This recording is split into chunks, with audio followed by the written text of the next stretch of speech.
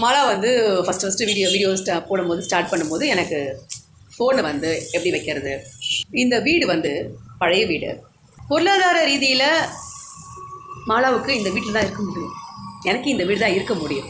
ரெண்டாவது, மாலாவுக்கு இந்த வீடு வந்து ரொம்ப கம்ஃபர்ட்டான ஒரு வீடு.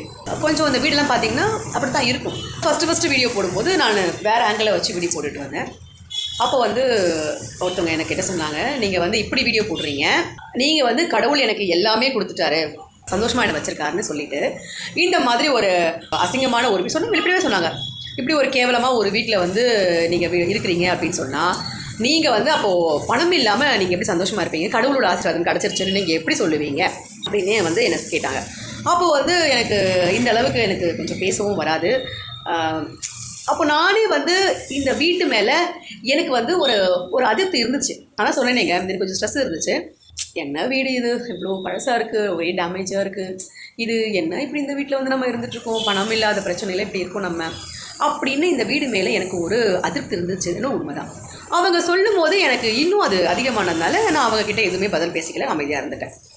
அது என்னுடைய தம்பிக்கிட்ட நான் சொன்னேன், இந்த மாதிரி சொல்கிறாங்களா தம்பி அப்படின்னு சொன்னோடனே தம்பி சொன்னால், பரவாயில்ல, ஐயோ பாவம் அப்படின்னு சொல்லி, இந்த வீட்டில் இருக்காங்களே பாவம் அப்படின்னு சொல்லி உனக்கு வந்து சப்ஸ்கிரைபும் பண்ணுவாங்கக்கா, பரவாயில்லக்கா அப்படின்னு. அதாவது இந்த வீடு ஒரு கேவலம் அப்படின்னு அவங்க சொல்கிறாங்க, என்ன ஐயோ பாவம்னு சொல்லி சப்ஸ்கிரைப் பண்ணுவாங்க.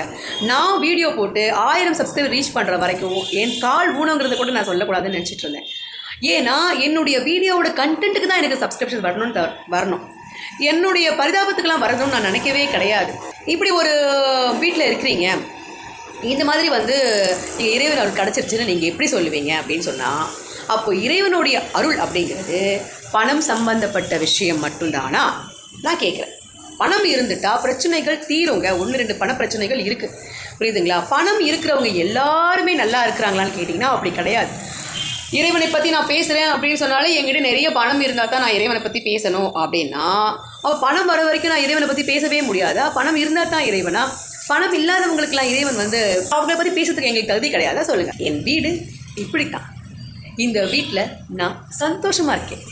ஏன்னா எனக்கானது இது குடிசையாக இருந்தாலும் இந்த குடிசைக்கு அண்டாராணி இங்கே எனக்காக தான் எல்லாமே. 1 மணி நேரம் என் ஃபோன் சுவிட்ச் ஆஃபில் இருந்தால் என்னை தேடி எத்தனை பேர் வருவாங்க தெரியுங்களா? ஸோ இதுதான் வாழ்க்கை. சந்தோஷமாக இருங்க. உங்களுக்குன்னு இருக்கிற உறவுகளை வந்து நீங்கள் பாதுகாத்துக்கங்க. குறைகள் இல்லாதவங்க யாருமே கிடையாதுங்க. குறை இல்லாமல் நம்ம கிடையாது. நம்மக்கிட்ட இருக்க குறைகளை கொஞ்சம் மறைச்சி பேசுவோம், மற்றவங்ககிட்ட இருக்க குறைய ரொம்ப தாராளமாக வெளிப்படையாக சொல்லுவோம்.